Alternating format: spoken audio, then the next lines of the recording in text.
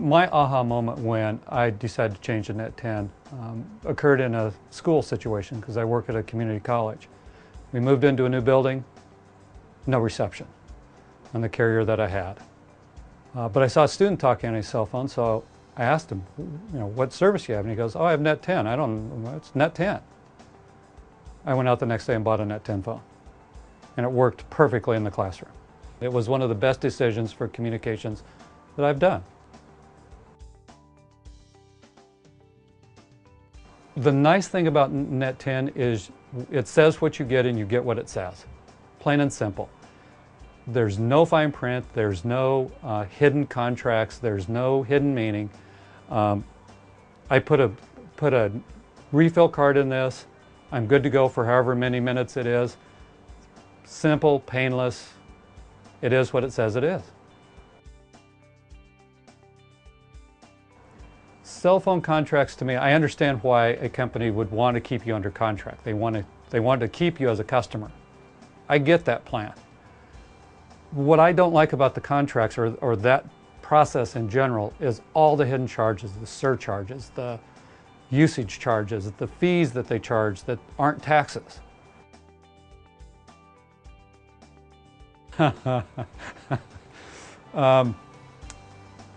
I was an original subscriber, whatever they call it, original user of AT&T before it was even AT&T. They had roaming charges. And I was traveling in Kansas City, and my work in Los Angeles called me. And I said, why don't I call you back because I'm in roaming? Oh, no, it'll take a few minutes. I ended up with a $490 roaming charge, or the company did because the company paid it. But $490, and it was like a 60-minute phone call.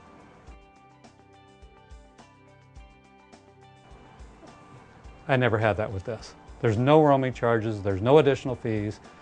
I didn't believe that, by the way. I did not believe that the ads were quite accurate. Oh, there's always going to be a charge. There's always going to be some fee. Never had one. Never had additional charge, never had additional fees.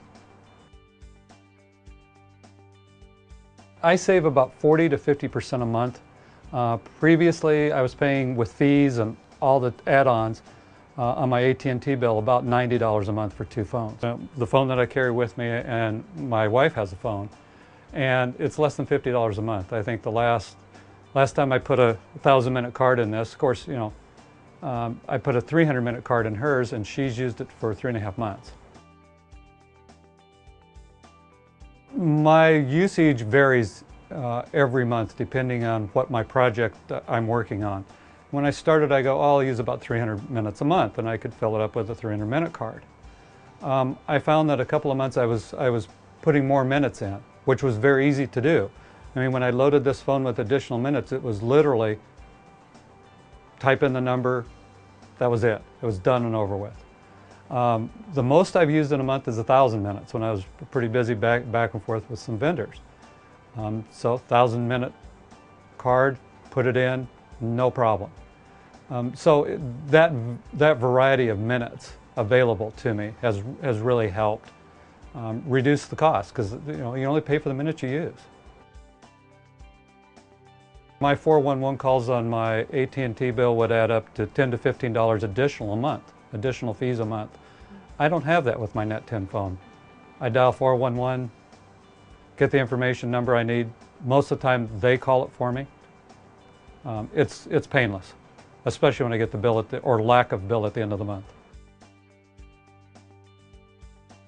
But the reality is this phone gives me better service than my AT&T phone did. I live over on the coast of California, over by Ventura, and I drive 40 miles to work every day through the mountains. My AT&T service would drop calls through the mountains going on Highway 126.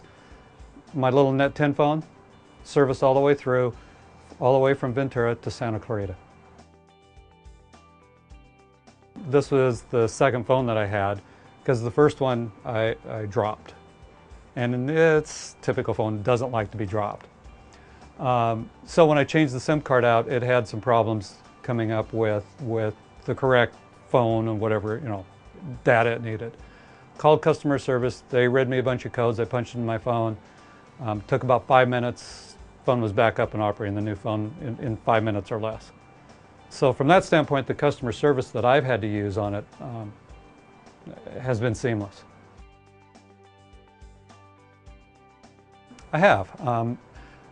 NET10, with the reception that I get when, again, other people in our building are not getting reception, they've asked, what are you used to be an AT&T customer, how are you getting service? I said, because I dropped AT&T and got NET10. Well, it's just the phone. I said, okay, whatever it is, NET10 phones and the service works. That's the bottom line. And I've told them that. I hope they've gone out and bought a NET10 phone. Some of them haven't. They're still struggling with service. I don't struggle with service. It works where I need it to work. For those of us who like quality, who like service, who like reliability, who like paying less for cell phone coverage, I recommend NET10 wholeheartedly. Is it for you? Only you can decide, but I decided, and I'm never going back.